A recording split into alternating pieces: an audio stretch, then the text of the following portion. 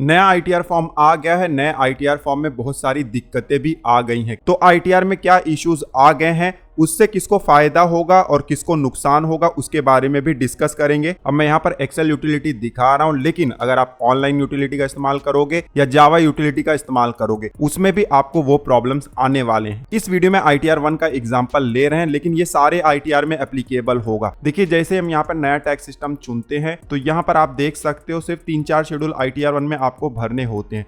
लेकिन जब आप पुराना टैक्स रिजिम चुनते हो तो आप देख सकते हो बहुत सारे शेड्यूल यहाँ पर आ जाते हैं और इनको आपको भरना होगा। अब कुछ लोग सोचेंगे ये तो पहले भी होते थे, इसमें नया क्या है। देखिए, जो भरने का तरीका है वो अब बिल्कुल चेंज हो गया है।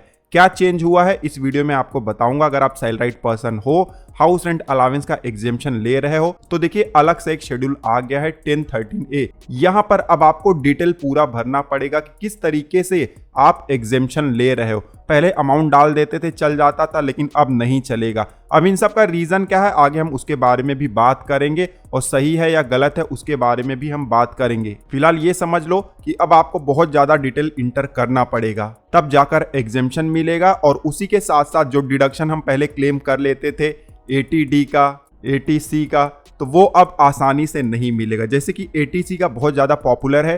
80C का डिडक्शन पहले हम 1.5 लाख रुपए डाल देते थे ऐसे ही, और कोई डॉक्यूमेंट तो हमें अपलोड नहीं करना होता था, हमें बेनिफिट भी मिल जाता था। लेकिन अब ऐसा बिल्कुल नहीं है। 80C का देखिए यहाँ पर बाइफरकेशन भी आपको डालना है। LIC का कितना है, PF का कितना है, 5 साल का FD है तो कितना है, तो सबका अलग अलग अमाउंट डालो और उसका डॉक्यूमेंट आइडेंटिफिकेशन नंबर भी इंटर करो। जैसे कि LIC है तो पॉलिसी नंबर डालो, PF है तो यूएन नंबर डालो, FD है तो अकाउंट नंबर डालो, सब कुछ यहाँ पर आपको मेंशन करना होगा। उसी तरीके से सेक्शन 80D का बेनिफिट ले रहे हो, डिडक्शन ले रहे हो, तो कंपनी का नाम डालना है, पॉलिसी नंबर डालना है और अमाउंट तो डालना ही डालना है। उसी तरीके से 80G है, 80GGA है, 80GGC है, सेक्शन 80U, 80DD, सब में अब आपको अच्छा खासा डिटेल डालना पड़ेगा। जैसे कि देखिए, एजुकेशन लोन ले रहे हो, डिडक्शन क्लेम कर रहे हो, तो कहाँ से लिया हुआ है, उसका नाम क्या है, लोन का अकाउंट नंबर क्या है, लोन किस तारीख को सैंक्शन हुआ, कितना अमाउंट का सैंक्शन हुआ, कितना आउटस्टैंडिंग है, कितना इंटरेस्ट आपने सेक्शन 80E का इस साल भरा हुआ है, सब कुछ आपको देना होगा। उसी तरीके से देखिए, आप अगर हाउस प्रॉपर्टी ओन करते हो, सेल्फ ऑक्यूपाइड है या रेंट पर दिया हुआ है, और उस पर अगर होम लोन है, उसका बेनिफिट अगर आप लेना चाहते हो ओल्ड टैक्स सिस्टम में,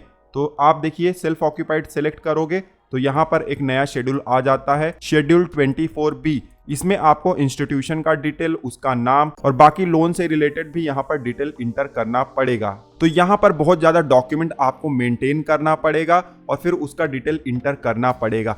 अब गवर्नमेंट का इंटेंशन क्या है, इसका एडवांटेज क्या होगा, डिसएडवांटेज क्या होगा, जल्दी से मैं आपको बता देता हूँ। सबसे पहले एडवांटेज बताता हूँ। एडवांटेज तो गवर्नमेंट को है, क्योंकि पहले क्या होता था, जब भी आप आईटीआर भरते थे, एग्जेम्पशन और डिडक्शन आप आसानी से क्लेम कर लेते थे, कोई भी डॉक्यूमेंट अपलोड नहीं करते थे।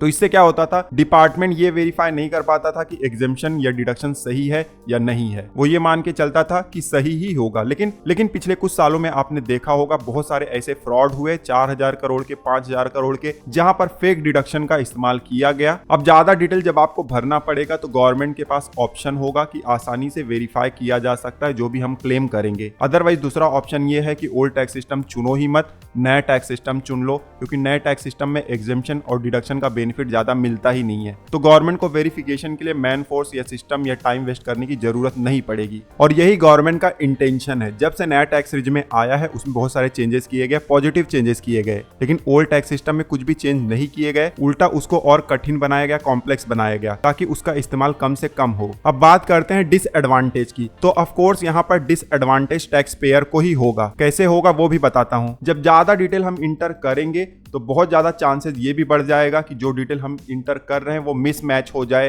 या कोई मिस्टेक हो जाए, या कुछ ऐसा डिटेल है जो इनकम्प्लीट हो जाए। तो उससे क्या होगा, हमारा जो आईटीआर है वो डिफेक्टिव हो सकता है, हमारा जो क्लेम है वो रिजेक्ट हो सकता है। उसके अलावा जब ये सारा डिटेल हम भरेंगे तो इसको वेरीफाई करने के लिए इनकम टैक्स डिपार्टमेंट टाइम भी लगाएगा, तो हमारा जो प्रोसेसिंग टाइम है ओल्ड टैक्स सिस्टम में वो भी बढ़ जाएगा। तो ये सारे डिसएडवांटेज हैं। अब इससे रिलेटेड आपकी क्या राय है कमेंट करके जरूर बताइएगा। इनकम टैक्स कैसे फाइल करना है या उससे रिलेटेड कोई भी इश्यूज है तो प्लेलिस्ट आपको स्क्रीन पर दिखाई दे रहा है, चेकआउट कर लीजिएगा। इस वीडियो में बस इतना ही, मिलते हैं आपसे अगले वीडियो में, तब तक आप हंसते रहें, मुस्कुराते रहें। धन्यवाद।